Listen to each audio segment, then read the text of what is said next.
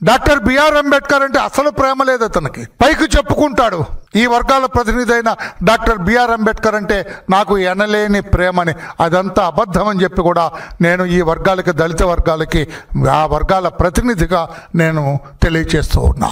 నిన్న ఇటీవల చూసాం మనం, చిత్తూరు జిల్లా జీడి నెల్లూరు కాన్స్టిట్యున్సీలో ఒక గ్రామంలో ఒక పాకకి నిప్పు అంటుకుంది.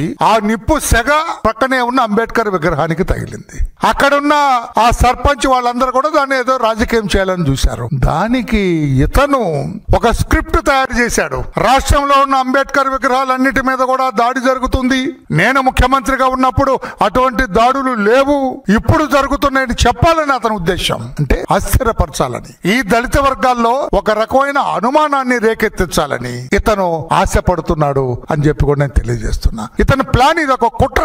జగన్మోహన్ రెడ్డి గారు ఓడిపోయిన దగ్గర నుంచి కూడా ఈ కూటమి ప్రభుత్వం మీద కుట్ర పన్నుతూ ఉన్నాడు అతను. ఏ ఛాన్స్ దొరికినా కూడా, ఏ అవకాశం దొరికినా కూడా వదలకుండా అతను ఇష్టం వచ్చినట్లుగా అతను మాట్లాడే తీరు, అతని వ్యవహార శైలి, అతని ముఖ కవళికలు ఇవన్నీ కూడా ప్రస్ఫుటంగా కనపడుతున్నాయి.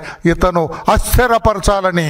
ఏది ఏమైనా my dear friend mister Jaganmohan Reddy, 5 సంవత్సరాల వరకు ఈ ప్రభుత్వాన్ని నీవేమీ కదిలించలేవు. 5 సంవత్సరాల తర్వాత కూడా నేను చెబుతున్నా, భవిష్యత్తు కాస్త కూస్తో తెలిసిన వాడుగా నేను చెబుతున్నాను, భవిష్యత్తులో కూడా ఈ ప్రభుత్వాన్ని నీవేమి చేయలేవు. నీ గురించి, నీ వ్యవహార శైలి, నీ అవినీతి, నీ కుట్రలు, కుతంత్రాలు అన్ని కూడా రాష్ట్ర ప్రజలందరికీ కూడా తెలుసు. అందుకని మరలా నువ్వు ముఖ్యమంత్రి పదవి ఎక్కటం అనేది అదొక కళ్ళ, నీకు ఒక అడియాసగా మిగులుతుందంతే. You never become chief minister of the state in our future. ఇటువంటి జిమ్మిక్కులు చేస్తే అసలు ఏది కూడా లేదు. పర్మనెంట్ గా మీరు ప్రజా విశ్వాసాన్ని కోల్పోయారు. అటువంటి మీరు మరలా ముఖ్యమంత్రి అయ్యేది లేదు.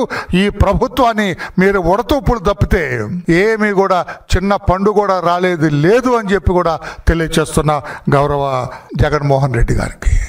దళిత వర్గాలను మభ్యపెట్టాలని అంబేద్కర్ విగ్రహాలని ఒక పావుగా వాడుకోవటానికి ప్రయత్నం చేస్తున్నారు జగన్మోహన్ రెడ్డి గారు. ఖబర్దార్.